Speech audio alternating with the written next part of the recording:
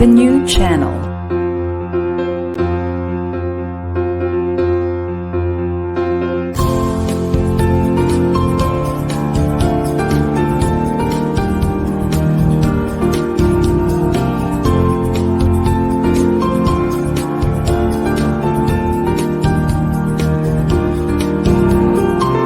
The new channel. Hashtag TNC Now.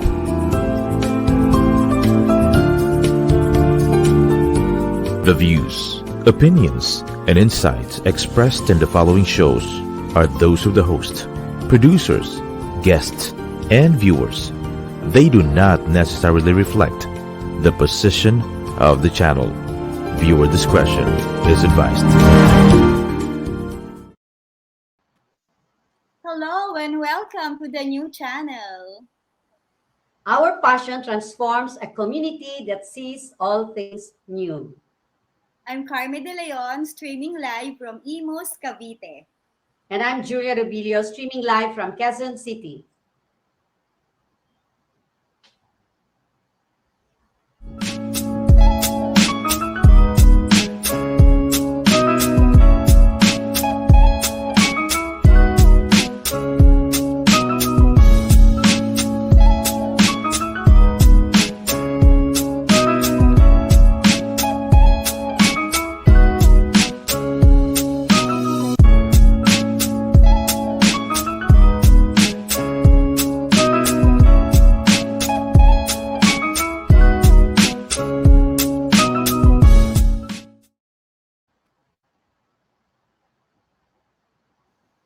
Hello, Sister Carmie. How are you today? I'm good. Welcome everyone to Inspiring Moments on TNC. We're back. And sister, pareho tayo ulit ng damit. Oh, alam mo naman tayo, sister, sabi mo nga, we are beautifully connected. So kahit hindi tayo nag-uusap, 'di ba? Parang firming nagma-match talaga yung outfit. Kasi nga daw kapag ang spirit no, nagma-match ang spirit, connected tayo. Ayan, kahit hindi tayo nag-uusap, parang naisip ko lang kanina, mag-off-white kaya ako, mag-ecru kaya. Shows na. Kaya nga Yeah. Today, Sister Carmie, I'm wearing my white color, but not really white, my ecru. Yeah. Ayan, excited ka na ba? Korean inspired. Kakanood ko ng Korean novela. Yes, sis. I am so happy because we have a new friend. Etong friend natin will inspire more people. So, let's go. Start na tayo? Oo, gusto ko nang marinig yung kinikwento mo sa akin Alam mo, hindi ko pa yan siya na-meet personally And diba, the first time that you met him, sabi mo na ako, Sister Julia, na dapat marinig mo to, ma-meet mo to. So, may review ako ng konti. May isang word akong nakita, L-E-E-D. Gusto ko malaman kung ano yun, di ba? So, ayan, Sister Carmie, imbitahin mo na. Asa na yung ating guest? Sige. So, our guest is Architect Alvin Tejada. Alvin is not just an ordinary architect because he's not just busy with the designs, he's also into the health and wellness of those who will thrive in the building or in different establishments that he is into. So, eto, hindi lang siya yung basta magpagandahan ng design ang labanan. Sa kanya, yung health and wellness na ang mag-occupy nung building na yon, di ba? He's a very down-to-earth person. Wow. And very you mean ang occupant? Yes, sis. Kaya nga kailangan natin siyang kausapin. Kasi iisa ang ating advocacy, di ba? Health and wellness. So, eto maganda, sister. He puts the Philippines into the map of sustainability professionals, being one of the top 20 highest leaders, no, recognized by the US. And he will talk to us about it. And siguro let's not further introduce him. Let's meet him already. Let's all welcome Architect Alvin Tejada. Yan. Yeah. Hello, good evening, Carmie and Julia. Architect Alvin. Ayan, nice to see you again on screen. Sister, fresh na fresh pa yung kanyang recognition. Kaya tayo yung unang mag-a-announce to the world about what happened. Yan. Yeah. Okay. So, Sister Carmie, I would once again, alam mo, Architect Alvin, kami ni Carmie, siya yung pirmi kong throw ng first question. And then in between, makikinig lang ako. And then, well, I will just pick up from there. Yun talaga aming tandem eh. And, but excited ako marinig talaga. Yung lalo na yung binanggit niya, health of the occupants.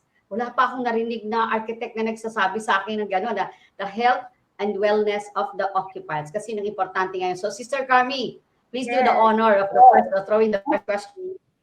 Okay, sis. The first question. Ang first question ko, ako kasi nag-dream din ako na maging architect of all the many dreams, no, na sinopress ng aking father. Pero I don't blame him. I love him so much.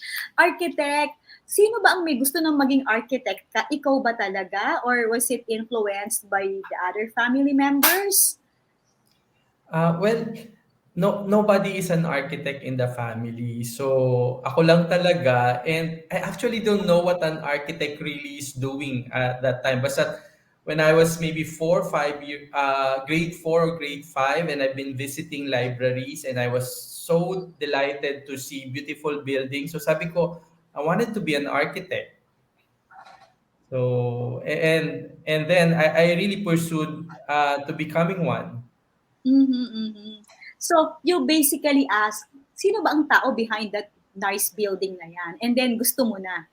Parang, bihira yung batang ganon. Sa bagay, di ba, yung iba naman, pag nagpapa-check up, gusto ko rin maging doctor. Di ba, ganon yun eh. It's what you see in your environment. And then, after noon, talagang kinarir mo na. Yung iba kasi, naiiba ng landas.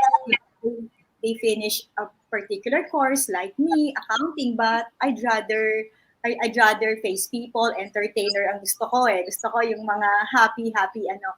Ikaw talaga, yun talaga. Sobrang na-in-love ka na agad sa profession. Yeah.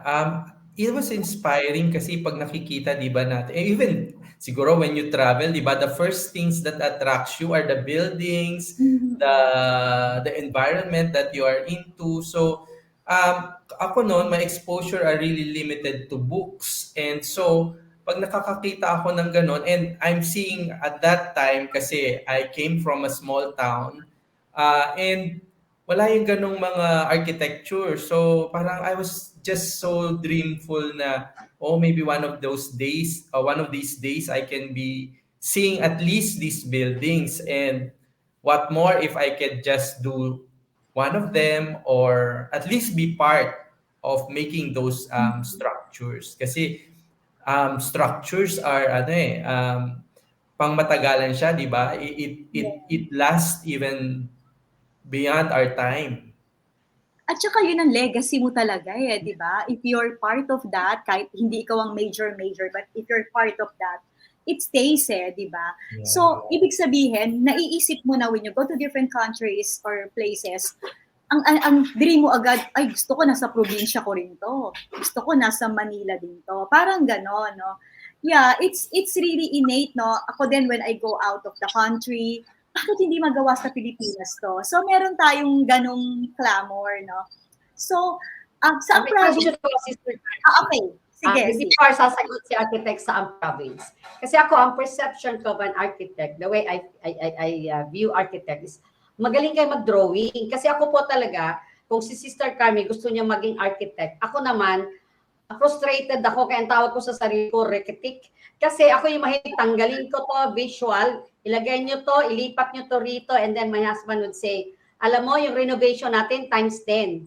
Kasi paulit-ulit ka, mag-hire ka na nga ng architect, ay yung tipong gano'n, no? So, kailangan ba magaling mag-drawing? Kasi di ba, pagka hindi mo maano yun eh, ma-explain, di ba? So, sa case ninyo, natural na magaling kayo mag-drawing. Na sinabi nyo, pwede ako architect, plus mahilig ako sa ganito. I think I was not born with that skill, no? Pero parang it gets to be acquired eh. You get to learn that. So, parang it's not really a qualifier na marunong kang mag-drawing. Although, yeah, it's a must kasi drawing is an expression of your thoughts. So, yes, we should be able to put it in paper. So, kailangan mo yung skill. But, yeah, I started na marunong doon, but I would not say that I'm like the best one in drawing or really into the arts. But I'd say that I'm really curious about many things. Si nanay ko po mananahi din siya. So I'm seeing her how she's doing things. Mahilig siyang magkutingting. And then my father, mahilig siyang he does a lot of letterings. He has very good penmanship. So yun lang, parang I'm just emulating them. And somehow that prepared me to the skills needed, the basic skills that I would need into yeah, conceptualizing things for the architectural side of yung profession. Mhm, mhm. So, Yun, yun. O nga po. So, ibig sabihin, malaking bagay talaga ang parents, ano? Ang yes, laki yes. ng influence ng parents. Pero, like ako, mahilig ko mag-drawing. Damit naman, no? When I started my business, lumalaki yung mga bata. Akala ko yung anak kong babae, paaralin ko sa Amerika para, sige, mag-Fashion Institute ka. Yung lalaki naman, wala pa kasi baby pa siya. Paglaki, walang gustong gumawa ng ginagawa ko. Yes. So, yun talaga nila linya. But anyway, yes, Sister Carmie. Iba naman yung case natin eh. Nakita yung pressure sa atin, ayaw na nilang gayahin. Ayoko, I don't want to be like my mom, di ba?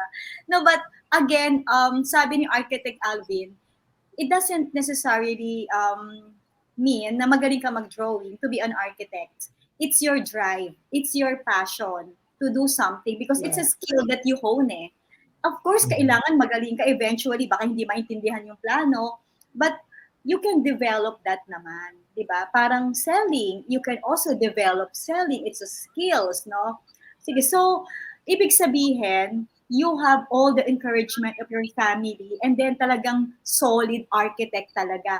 Now, ang question ko, how did you go to that level naman na may advocacy na kailangan lead, LEED? Explain it naman sa amin kasi a lot of viewers are not really aware. Well, of course, some of my clients have already talked about it. May mga compliance na rin sila, but not everyone eh. So, kwento mo sa amin, Architect, how you went to that and ano ba talaga yung LEED? Okay. So siguro I'll start answering that question by answering the earlier question about the town where I came from, no. So I actually hindi naman sa province galing, but I came from Navota, so a small fishing village north of Manila. So Manila Bay Area practically kami, and my father, my grandfather are all fishermen. So the source of income for the family is the Manila Bay. So, but you see that Manila Bay is gone now. There's no more fish. Sometime in the 70s, yung kanilang opportunity to earn their income from fishing is no longer there. So they have to be shifting their yung kanilang trabaho, maghanap ng ibang trabaho because there's no more fish to get at the Manila Bay. So it was a struggle for me to really pursue this dream of becoming an architect, especially during that time. But God has been providing helpful people and organization to support. And so I got the scholarship through ERDA Foundation, and they helped me to pursue my dream in enrolling for an architectural school. And then as I progressed into the architectural studies, so I graduated, nakabaon na doon yung aking parang awareness that we cannot really sustain life if we don't give back or we don't maintain our environment. Like the loss that we had with Manila Bay. So parang ganun din, I'm always conscious about how our every action would affect communities and people. And so when I began my practice, the usual we do design, but I've learned about this LEED. LEED is actually an acronym. It means Leadership in Energy and Environment Design. So it talks about and works on green building, or green building are actually yung process of designing, constructing and operating sustainable structures and buildings, no, or even communities. So And that goes in mind yung what are those things that we can do to make sure that we don't damage the environment, that we're protecting our climate, our resources, our everything that we use for the project, and also looking into the well-being, the health and wellness of the occupants, and also even the workers that gets to be involved in that project. So yun actually ang lead, and it's actually a rating system. So it's like you get your building certified. So you have a set of parameters to work with to have your building certified under LEED. Yes, yes. I remember way back when I was working with a lot of HRs, no, pag tinutour nila kami sa office nila or sa building nila and it's LEED accredited or certified, sobrang proud sila and they brag about it. Alam mo, Carmi, eto, oh, the air that we breathe, yung ganon, di ba? So, it's good to know that, yun nga kung walang mag-iisip about sustainability, what will happen to the next generation? We just don't think about our comfort today, no? But we should always be mindful na eto bang pagtapon-tapon ko ng plastic mayat maya, is it harming the environment? And that is part of well-being. That's environmental wellness yan eh. And ngayon, so di ba sister, it's good to know that there are architects like Alvin and yung isa nating friend na si Lovan, na whenever I talk to them, more than the design. Kasi parang chef yan, natural, masarap. Healthy ba? Parang ganon. So, kung sila architect, hindi lang dapat maganda ang design, but it's also healthy and a safe place to be in. Di ba?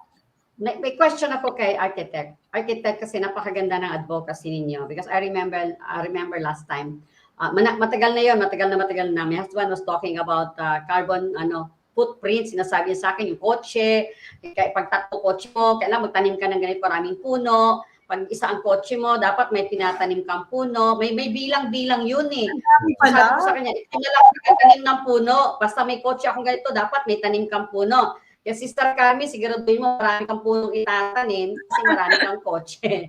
Now anyway, pero alam mo, ang feeling ko lang, I'm not sure. Because hindi lahat ng tao aware about this, no? Ang tanong ko, Architect, kasi napakaganda, sabi niyo, sustainability and health and wellness of the occupants. So we're talking of buildings, no, yung structures. Kasi nakita ko dati nung nagpunta ako ng Singapore, bawat building nila, merong portion na may plants. And the tour guide was saying that required yan sila because yung tinayo nila building, may certain number of square meters yan para lagyan talaga ng plant. Kasi napatingala ako eh. Sabi ko, bakit dito sa kanila maraming puno ang mga building? Eh naisip ko naman, sa Pilipinas kasi marami namang lupa doon na wala namang building. Yun ang naisip ko, no? Pero no, living in an urban, itong Metro Manila, no, na nandito tayo, like dito in Quezon City. Parang kami na lang yata sa street namin ang may ibon. Pero parang ngayon nawawala na yung mga ibon ko na every morning, I don't know, itinayo, sorry pero itinayo yung lapit kami dito sa station ng LRT, diyan sa may, parang nawala na yung mga favorite kong ibon. So going back doon sa tanong ko, Architect, gaano na ang awareness nung Pilipino? Sa Pilipino lang po tayo, no? Kasi like kagaya kayo, Architect Alvin Tejada, ngayon pa lang kayo na-meet na, but sobra ako na-excite na meron palang ganon. So may pag-asa pa palang masave talaga natin yung mawala tayo sa pollution. So gaano na po kataas ang awareness ng mga Pilipino dyan, considering na iilan pa lang kayo, and ano ang support ng government natin dyan? Yeah. Maybe the general public, medyo limited yung awareness, although you see that our consciousness medyo mas gising na rin yung public because we know of how even yun nga you're mentioning about carbon footprints, those words, climate change, the extreme weathers, all of these are experiences that are already common for everyone. But the good development naman din is that among professionals, especially in the built environment, also among developers, there's already leadership especially in the Philippines, to advocate and pursue itong tinatawag natin na green building. So more and more buildings are being constructed with this in mind. In fact, there's about 380 plus projects already in the Philippines that have been registered, and half of it has been certified under LEED. Most of the reason is that because occupants are actually looking for it. So that goes the awareness in the public. So people are now recognizant of the fact that they wanted to make sure that their investment is something that is contributing dun sa or not adding up dun sa problem natin with the environment. So merong consciousness din ang Sure. ating public Okay. about Mhm. um, Especially yeah. on the corporate side, no, I understand that the real estate companies have, positioned, or this became their value proposition. If they are LEED certified, then they can charge premium, or they have the edge. And as far as the corporate naman, the HRs, the procurement people that are asking, yung nag-negotiate for rent, it's not anymore nice to have. It has become must have. 'Di ba? Kasi nga they are You must into have, yes. they're gearing towards well-being, 'di ba? Wellness and preventive health. So My it's my good. next question, Sister Carmie. Yeah, ay sorry, naglag. Okay, my next question kay Architect, no, interesado lang ako, no? Kasi ito, yung mandated yan by the government, di ba, when you get a permit, may mandated yan sa mga developers. Now, paano makaka-contribute ang ordinaryong Pilipino na nagpatayo lang siya ng bahay niya? Di ba, may mga ganon, mga small contractors, and di ba, usually they get permit. Mandated by the government yan, o bahala na kayo, mas kung ilagay nyo dyan? Okay. We know what is called the Green Building Code of the Philippines. Bago lang ito, it was enacted in 2016, although it's not yet mandatory for all projects. So it is only implemented for 10,000 square meters and above. So ibig sabihin, the smaller builds, hindi naman sila kasali doon. But I think the main thing that gets to transform these certifications, yung projects, nag-adapt din kasi yung market, yung mga suppliers, mga building materials. So we now have choices on what we use for the project. So Yes. even the small builds, so kunwari mga bahay, you are now able to choose ano ba yung pintura na walang low VOC, low volatile organic compounds. Ano ba yung material na hindi nag-off gas or hindi yung may lumalabas na chemicals pala na habang nandoon ka, Yes. slowly killing you. Yung mga ganong mga availability of choices for the small builds. And even with these small builds, meron talagang impact because the way or the small builds affect the community. Dapat ganun yung Correct. mindset natin.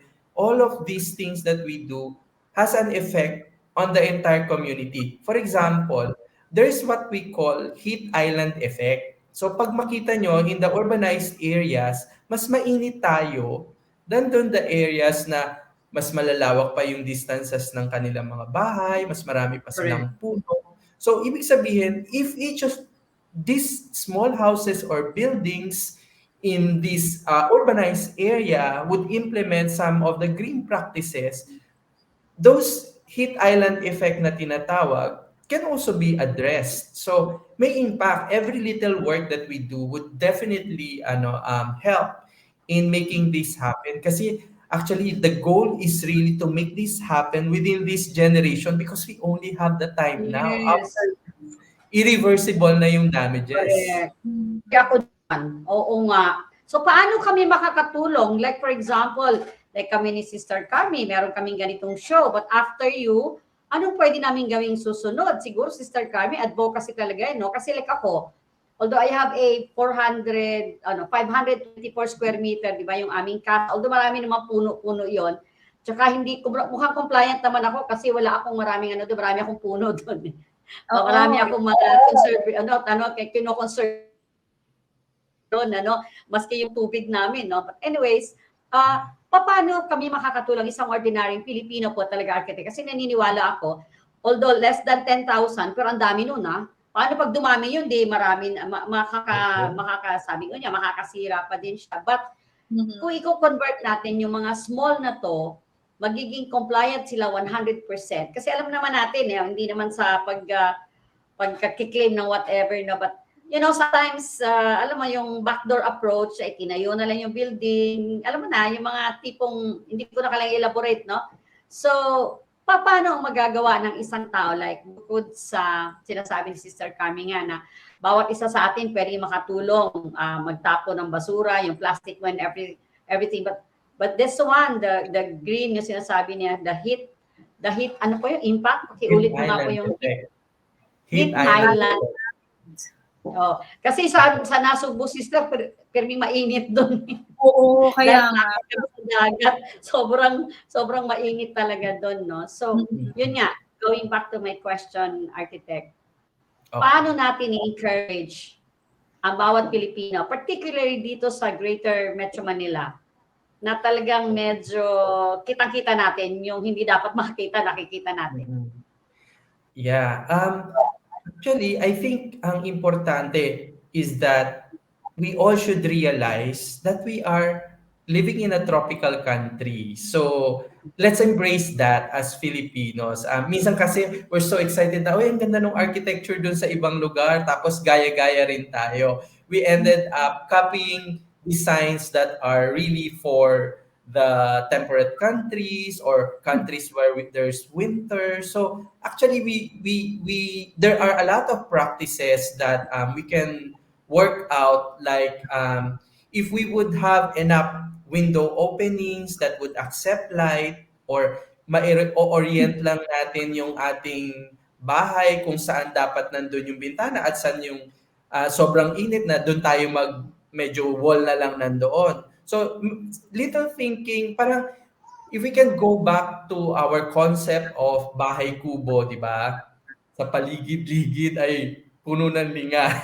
So, I mean, there's you have a pocket of space for greeneries, and then you have the basics that you would have for your living, and that you're able to allow natural air, natural daylight coming into your spaces. That limits the number of refrigerant, nalilimit niya yung maraming masyadong materials that gets to be extracted. You see, every little material na dinadagdag natin, syempre, it contributes to depletion of resources. So, kung hindi naman natin kailangan ng malalaking spaces, then we can limit. So, in that manner, we are all contributing na rin. Yun, oo nga. Magandang message mo yun. Gandang pakinggan. Parang, isingit ko lang to bago ko ito malimutan, sinabi ng cousin ko, like pa ako nagluluto, siyempre yung mga gulay, sabi niya, ate, wag mo itapon diretso yan sa nabubulok. Lagay mo lang sa plastic yan, ibalik mo sa lupa yan. Can you imagine, ilang taon na ako, ngayon ko lang nalaman yun. Kasi wala nang nagsabi sa akin, so diretso yun sa nabubulok, yung iba hindi nabubulok, di ba? Feeling ko, nabubulok yan eh. Tapos sabi ko, hindi ba baho yan? And then sabi ng cousin ko, ate, hindi, magiging fertilizer, hindi yan mangangamoy kasi hindi naman yan niluto. So now, itong matandang kasama ko dito na yung aming manang-manang na siya tagahugas ng plato, gustong-gusto niyang gawin yun eh. Tinuruan ko din, nanay, wag mong ilalagay yan sa basurahan, ilalagay mo yan dito. Yun nga lang, after 24 hours na nandun pa rin dahil nalimutang itapon. Pero meron kaming architect, meron kaming parang lupa na nasa isang box lang. Doon namin nilalagay kasi tinatabunan namin ng lupa. Pero yun na nga kulang sa awareness.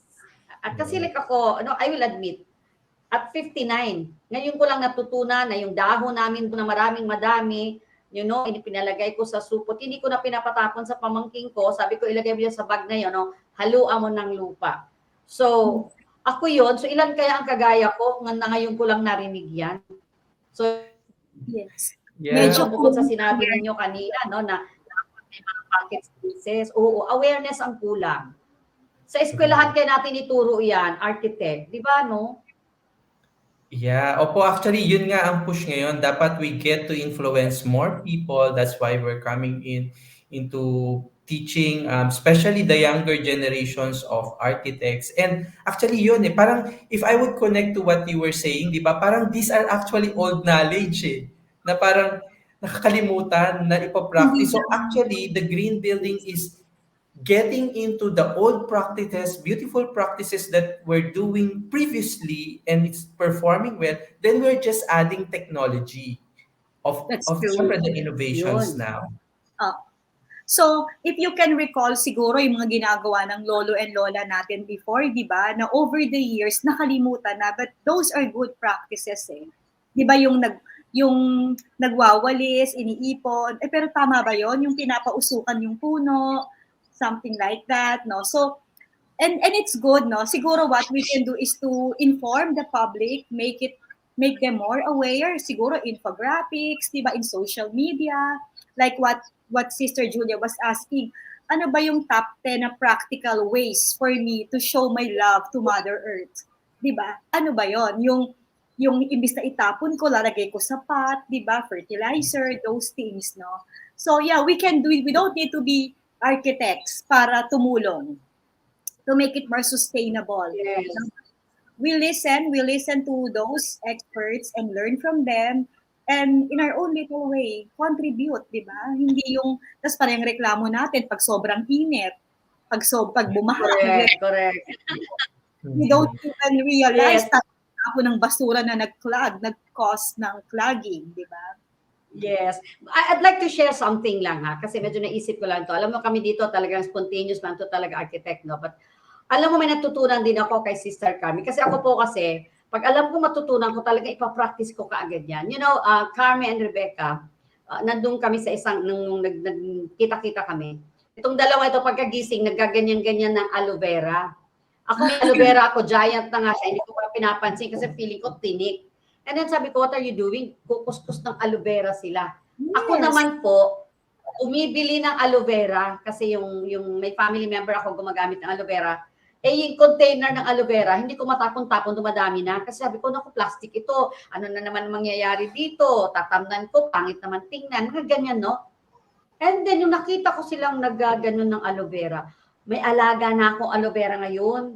Doon sa Nasugbo, meron na rin.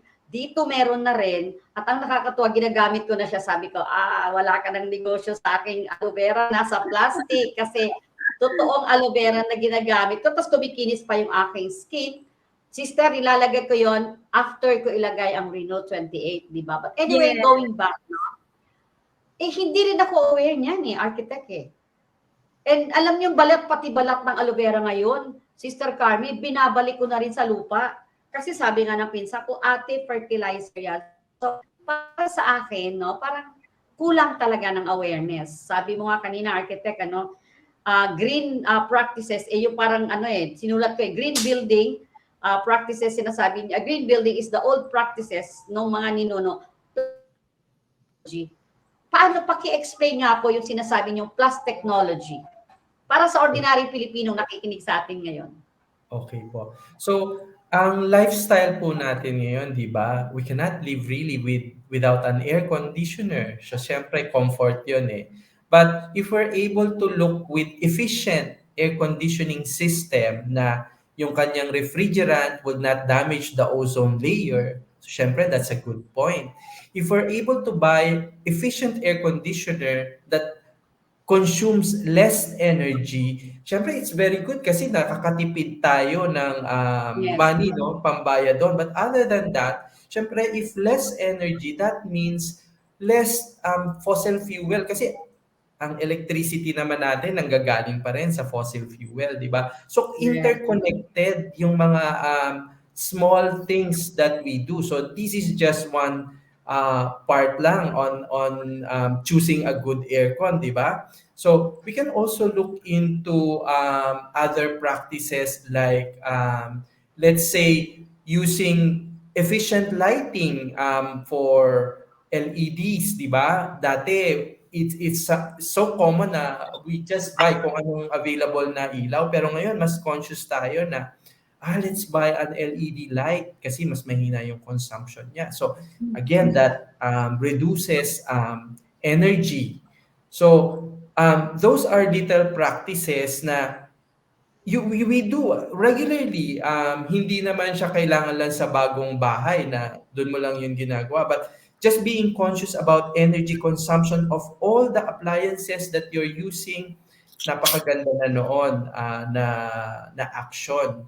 Also on choosing materials that are not really contributing pa into further degradation of the environment. So if we would have instead of yung hardwood, there are now engineered woods, engineered bamboo. So you limit the depletion of the forest. So those are things that are really helping the environment. And at the same time, yung ding health of the occupant, kasi kanina, di ba, we were also mentioning about health and wellness. So our practices in the homes should be able to keep us healthy. So, and among that, well, siguro hindi ito natin napapansin, no? But we spend 90% of our time in the indoors. Doesn't mean na nasa bahay lang tayo na, but 90% means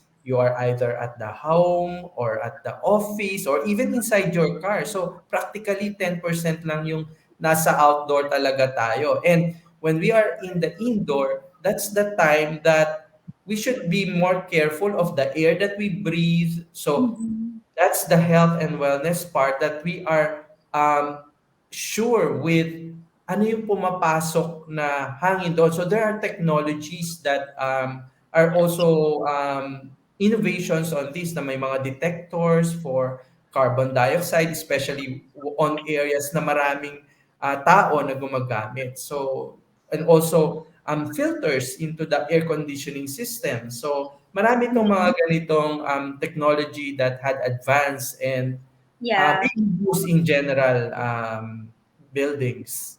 Yes. And you know, yes. ako ang sa akin before, no, I'm totally not interested naman sa ganyan. But every time we buy appliances, di ba, TV, aircon, vacuum cleaner, the salesperson would tell us, ma'am, eto, meron siyang energy saver. Ma'am, eto, LPD. Ma'am, eto, environment friendly.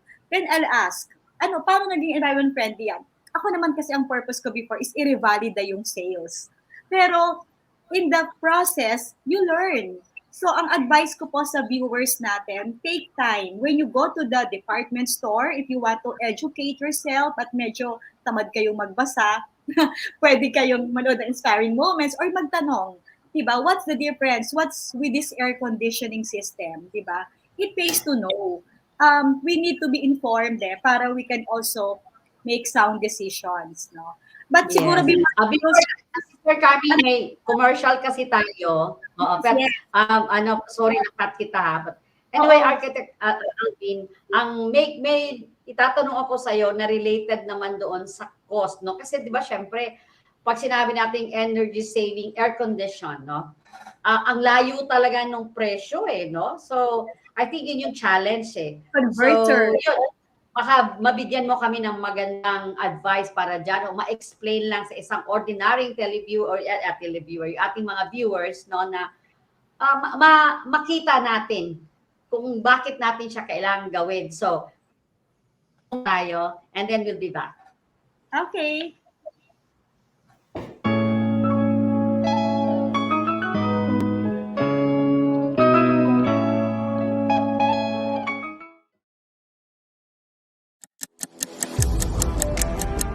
$86,400. That's how many seconds you have in a single day. 24 hours.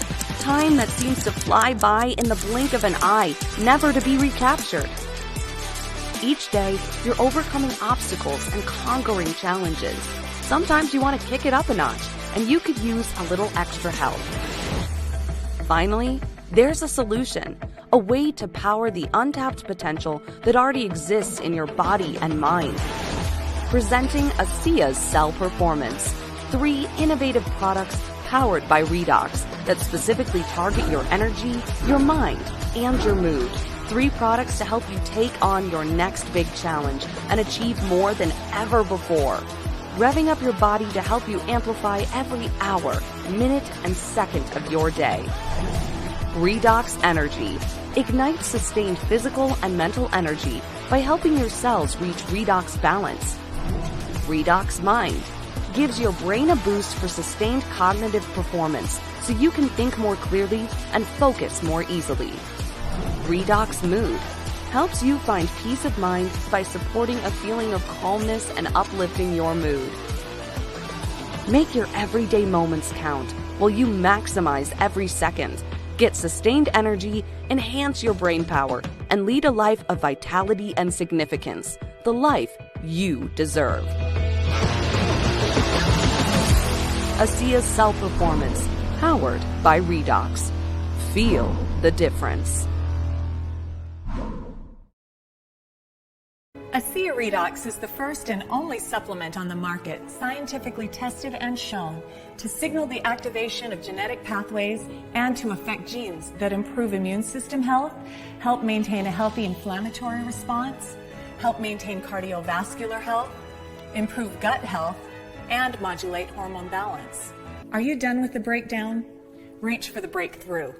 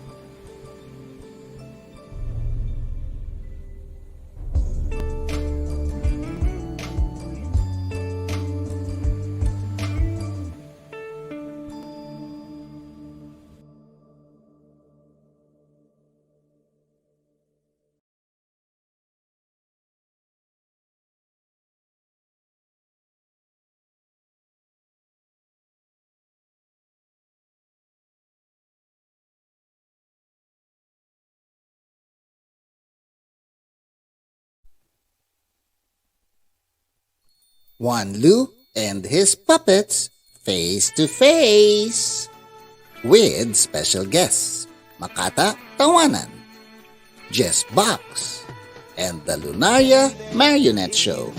Salita. Alam mo, Tito Ando, kung wala ako, nagsasalita ka nag-isa. Kung wala ako, wala kang masusuot. Kung wala ako, wala kang nakakain. November 13, Sunday, 7 p.m. at the La Verdad Auditorium in Apalit, Pampanga. Buy your tickets now and see you soon, face to face. Greenfield District, the future-ready district, home to Greenfield Tower, with its state-of-the-art fiber-optic internet backbone.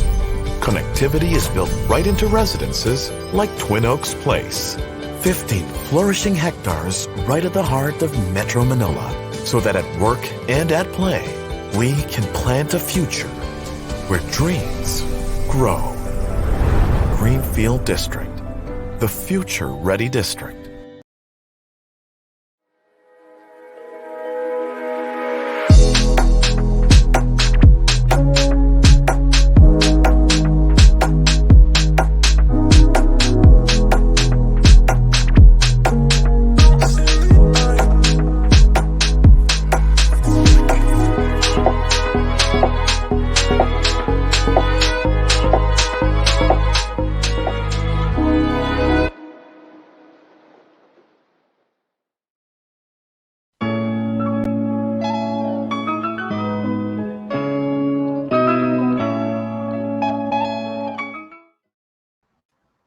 Hi again, welcome back. This is Carmie de Leon and you are watching Inspiring Moments. The new channel is an online alternative new media platform of online shows for people on the go. Please watch all our shows as seen on screen. Imagine having your own show, your own playlist, your own content, but we make it easier for you.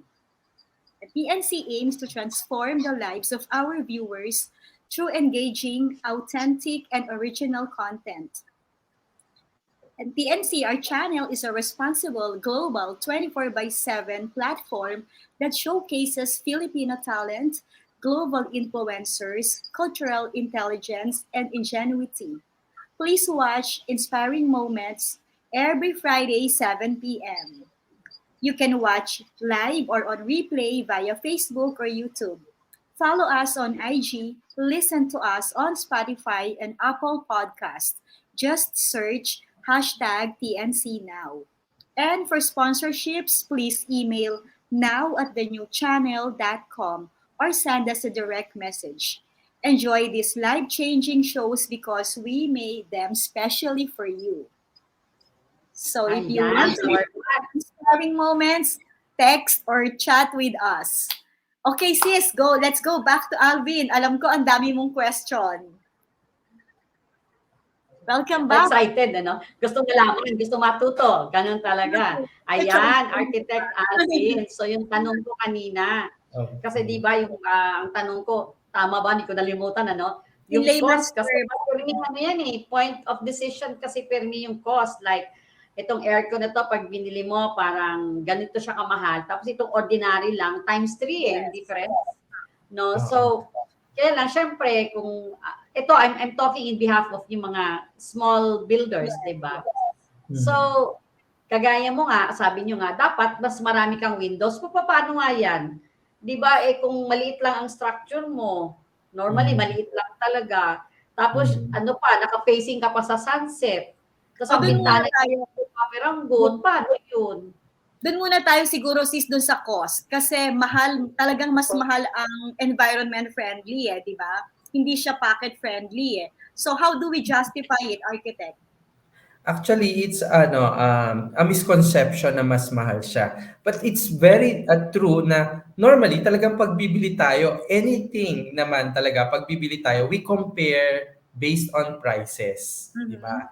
Only after seeing the prices tsaka natin tinitingnan yung mga features, di ba? Kahit na din sa mga personal things natin, kunwari sa damit, di ba? You put value not just with what you see, comparing the price, but there's a lot of things that you look into the qualities before you decide. So ganun din dapat natin tinitingnan, and this is not just for an issue with the small builders na sinasabi natin, maliit na bahay magpapatayo. Kahit sa mga real estate developer, cost is always an issue. Syempre, that's the reality of things. But if we go with involving professionals that can provide guidance and letting us understand ano ba yung good thing about these decisions that we are to make. Kasi if you would like going back to the example of the aircon, syempre you'd look at different types of aircon and then you'd look at the features. So then you'd realize na, oh, mas mahal ito. But you look at now your return of investment kasi laging ang mindset natin yung first cost, di ba? Pero gaano mo kabilis mababawi yung cost na yon because you were able to reduce yung consumption cost mo, yung operating cost mo. So, if we have that mindset, so parang kunwari, okay, napamura ako ng aircon by 1,000 or 2,000 pesos for the first cost.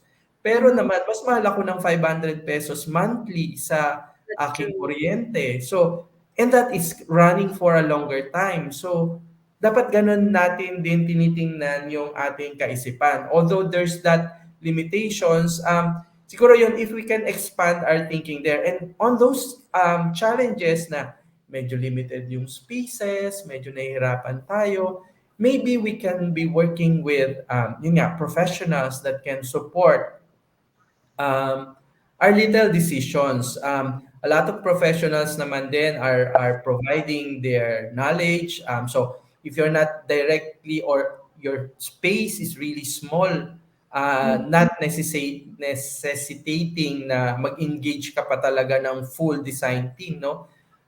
Shows like what you're doing, where knowledge is being shared, they can pick up from those little things that they can do. That's true. I agree. I agree.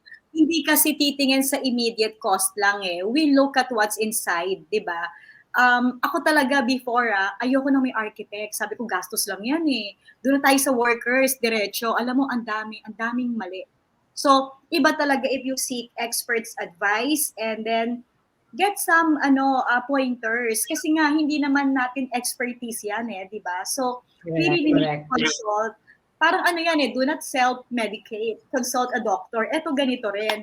It's their area of expertise eh. And then do not look at the price lang po. Mas mahal ang inverter, but yes, in the long run, you save money pa rin from Meralco bill. Diba? So, yeah. Siguro before we end, I'd like to know lang, or siguro Alvin share us this latest recognition mo being one of the, well, you're the only Filipino, the first Filipino to be recognized as fellow and Sustainability Leadership Awardee. Can you please tell us about it? Okay, thank you. It's really exciting kasi I take it like an award and recognition for the Filipino professionals. So, LEED is a US-based rating system, and it is something that is applied or used on over 180 countries and territories. And Filipinos, especially us professional doing this, are practically having the same accreditation, same knowledge with all of these professionals all over the world who are practicing this. And so being recognized as someone who's on top or being a leader with that special group of people is really an honor. But again, as I say, it's something that I'm very happy that we get to be recognized as Filipinos leaders in sustainability. Medyo kasi nasanay na tayo na parang we just take the lead of foreigners. Even here, no, there are a lot of companies that would rather employ expats doing projects or serving them, which are actually being done by the local counterparts. So I'd like to bring that consciousness that Filipinos can really perform. We are at par with our global counterparts, and we can deliver. Yes, and of course, architect, di ba, with great recognition comes great responsibility. So marami kang assignment. And that's why we're trying to put up Sustainability World Act now. Yes. So we're trying to help in our own little way. But of course, kami ni Sister Julia will focus on the well-being side. And of course, the arts is part of that, di ba? So I'm so happy to hear that, and I'm so proud of you. And sana mas marami pang architect yung sumanib sa'yo at maging kagaya mo, Architect Alvin, na we look at the deeper meaning of Maraming maging advocates na kagaya mo, Architect. Yes, oo. And I think madami naman, sis. I know some friends na talagang they also consider yung mga ganyang welfare ng occupants, no? So gone are the days that we're just looking at short-term gains, di ba? But long-term wins dapat. And of course, gusto natin, yung papasahan natin na generation, it's a better place to live. Diba? Sabi nga, no, preserve. Nag-iisang mundo lang to. Pag nawala pa, wala na. Yes. Wala na pa rin isip ko. Ano kayang mamanahin ng mga great at saka we owe it to God. grand diba? apo ko? Parang wala na. O kaya nga, di ba? Unfair naman. It is our accountability, di ba? Everything that we do, we become more mindful. And we're more mindful now kasi na-remind kami ulit ni Architect. And kami ni si Sir Julia, nagchichismisan kami on how to improve life, di ba? Yung day-to-day namin. How do we live better? How do we inspire more people? Laging ganon. And tonight is really an inspiration. So sister, do you have other questions pa for Architect? Ade, alam ko mag-meet tayo in person, marami ako itatanong sa kanya. Pero siguro ang pwede ko lang ma-ask kay Architect ngayon is maybe you want to share things to the viewers. Yes. Or maybe a campaign or sabi na lang natin wisdom, no? Pero bago yun, Architect, kasi na-touch ako talaga doon sa sinabi mo na yung nabotas ka and then nakita mo yung fish, no? Yung area na yun, no? And yun yung naging nag-drive sa'yo to go for this advocacy. Of course, ginamit mo yung profession mo, you're being an architect, para nga naman makatulong sa mundo natin, no? I'm talking about hindi ng Pilipinas, no? Sa mundo na, no? So, maybe you want to share wisdom. You'll never know. Somebody out there might be listening and then biglang, ay, narinig ko si Architect, gusto ko na rin gawin ito. So, please po. Sis, teka muna, Architect, before you answer that, trivia lang ng konti. Yung nabotas malapit sa Malabon. Kami po, from Malabon, Pascual, from Malabon. So, yung Governor Pascual is my lolo. So, doon bumabaha lagi. So, one time, I told my daddy, sabi ko, gusto kong tumira sa Malabon kasi maganda yung house nila. Sa Manila, maliliit ang house. Gusto ko sa Malabon. Sabi niya, wag, konting ulan lang, magsiswimming ka kasama ng tilapia. So, it's so sad, no? But my dad wasn't an advocate or what, no? Sabi lang niya, wag na. Pero iba kasi si Architect Alvin, nag-isip siya. It triggered his creativity and nagkaroon siya ng advocacy because of that nabotas, baha-baha and all. So, thank you again. And that's so inspiring. So, you can now answer. Yeah. Okay. Yes. Sige, to share Salamat, with Architect, naglag yata ako. Opo. Okay.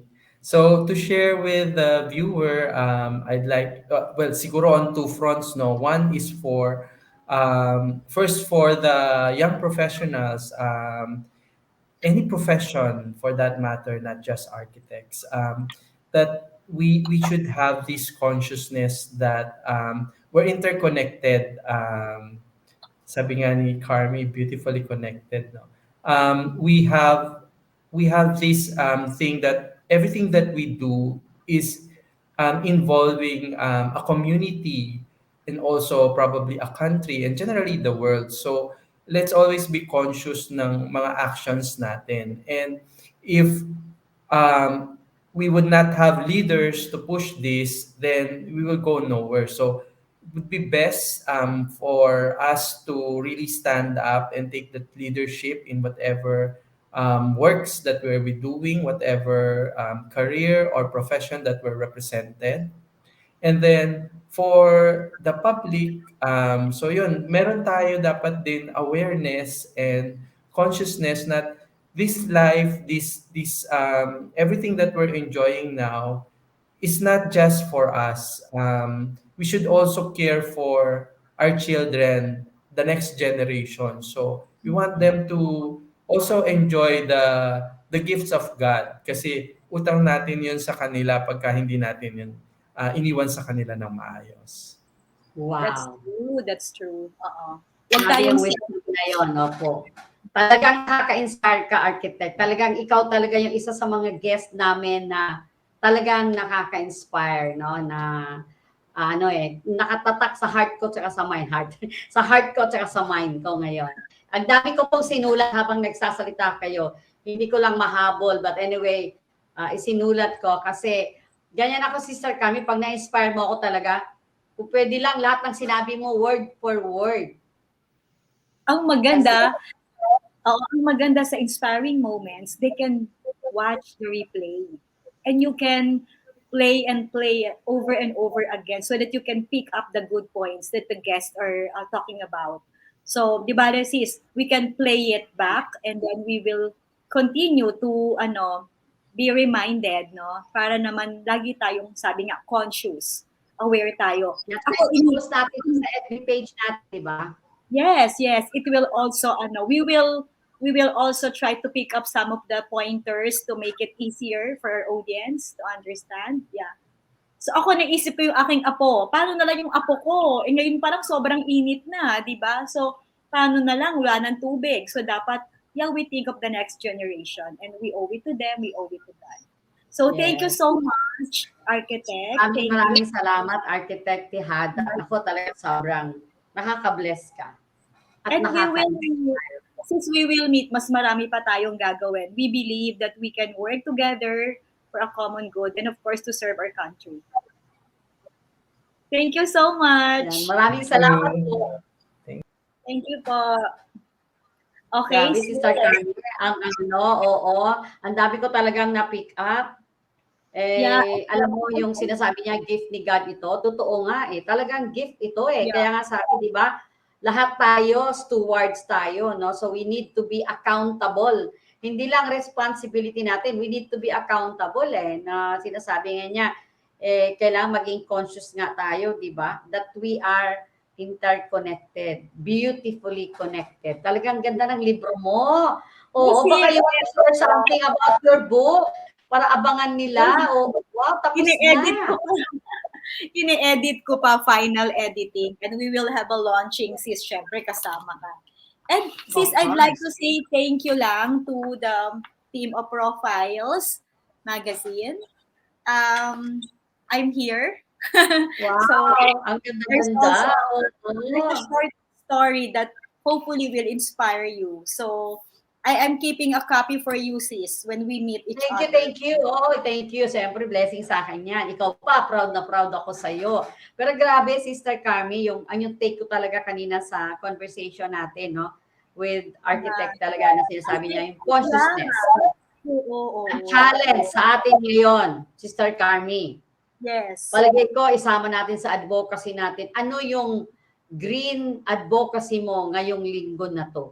Pwede siguro yun, ano? Yes. Kagaya ko, yung aloe vera ko, pag ginagamit ko, sister, nagtanim na ako ng aloe vera, di ba? Hindi na ako umiinom ng aloe vera. Sa hair din yun, maganda din. Sa hair. Yes. Ay, sa face muna ako, pandagdag sa aking redox. Yes, of course. Ano ako magkilamos, lalagay. And then, pagkatapos ng kilamos, lagay ng redox. Ang aking Renew 28, di ba? Kaya sabi ko, galing, tapos, di ba, nababawasan na yung bote-bote ko, Sister Carmie. Di marami kami nun, yung mga bote-bote. Kaya lang, yun ang nakakatuwa, di ba, may maliit kaming garden dito sa Quezon City.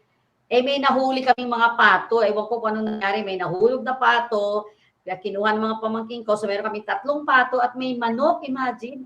Nasa gitna kami ng syudad. Diba, blessing yun? Nasa gitna kami ng syudad, may 3 pato,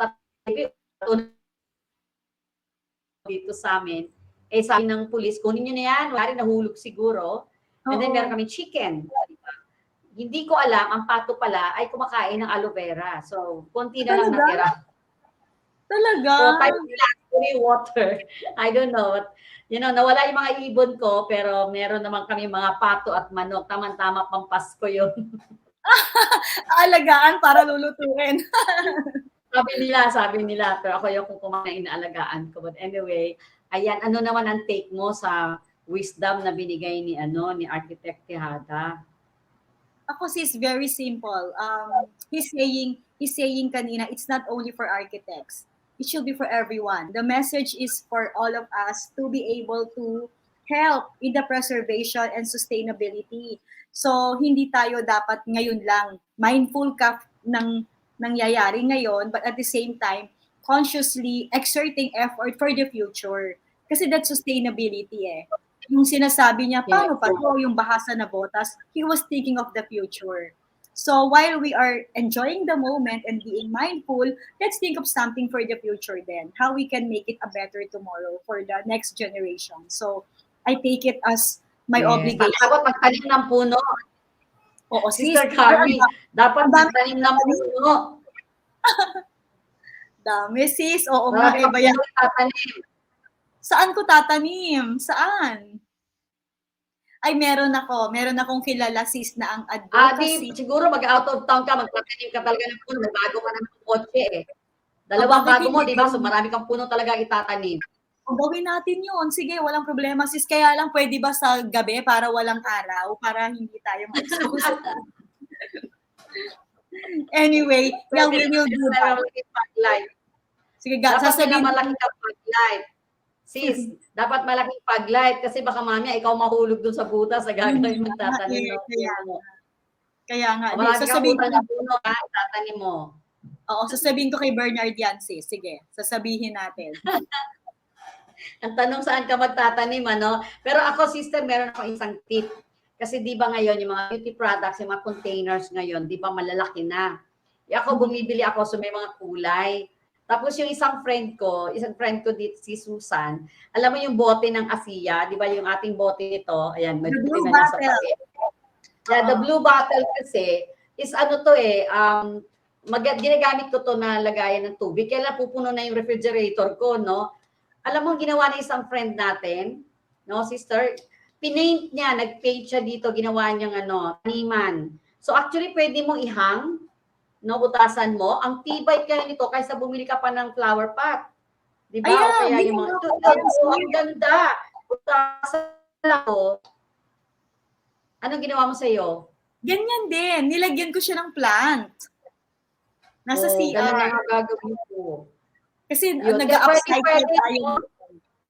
Yeah. Dito sa amin, sis, mayroon kaming pader. Sabi ko nga, magbumili tayo ng wire dyan, magtanim na tayo dyan ng mga kamatis kasi ang mahal ng kamatis ngayon, di ba? Yes. Grabe. Yung sibuyas, 200 ang kilo. Sabi ko, nako, itong wall na to kasi baka dito, lagyan natin ng mga ganito. Ilalagay ko dyan, magtatanim. Pati sayote.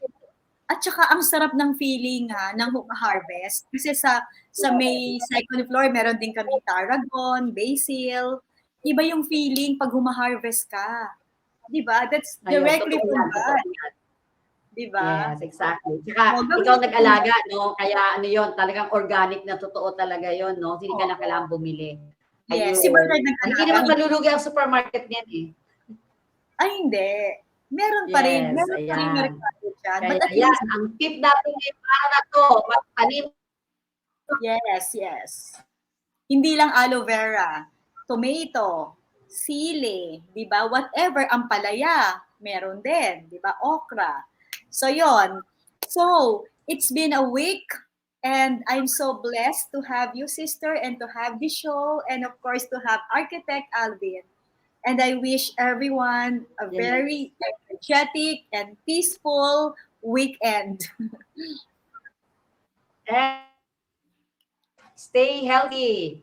Iwas-iwas sa mga pagkain hindi nakaka-healthy. Sabi ni Sister Carmie, iwas sa sugar. Yes. Kaya Sister Carmie, 2 araw na ako hindi nakakape. Sis, pwede kang magkape. Huwag kang mag-sugar. Sabi mo nga, Sister Julia, huwag kang mag-creamer. Pag nag-creamer ka, huwag kang mag-sugar. Brewed coffee. Brewed coffee lang. Wala nang iba. And it's good. Oo nga, nagpa-practice pa lang ako, hinay-hinay. Alam mo naman, hindi agad bigla yan. So, huwag kayong mag-alala, hindi bigla yan. Ako po talagang, talagang project ako ng Sister Carmie's Sheer Lifestyle. Time na, medyo matamis, gusto kong kainin, naalala ko boses ni Carmie, sugar yan. Actually, ang motivation ko, Sister Carmie, is lumiit ang bewang. Kagaya mo, 26 at 56. So ako naman ang habol ko 29 at 59. Medyo malapit na kasi nga ang inspirasyon ko, nakita ko yung mga luma kong damit na mga pinare-repair ko na araw bagong tahe, di ko pa na ngayon susuotin ko na medyo magpasa 29 eh. Kaya yan. Less sugar para ang waistline ay 26 at 56 or 29 at 59. O, di ba? Bonus na yon, medium size. So, ayan po. And of course, maraming tubig. Yan sabi ni Sister Carmie. Hydrate with Hydration, yes. At matulog ng maaga. Kaya ngayong gabi na to, hanggang 10 o'clock, matulog na rin ako ng maaga. Yes, sis. Kaya sister talaga mga dami mong tip. Yon. So, basta simplified, it's called share. Shareful living tayo. Sleep, hydrate, eat well, exercise, and reflect on God's blessings. So, thank you so much, everyone. Yes, amen. Thank you. God bless you all. See you next Friday, 7 p.m. ulit. Naku, abang nyo, mabilas kayo sa ating guest next week. Yes. Ingat po lahat. God bless you all.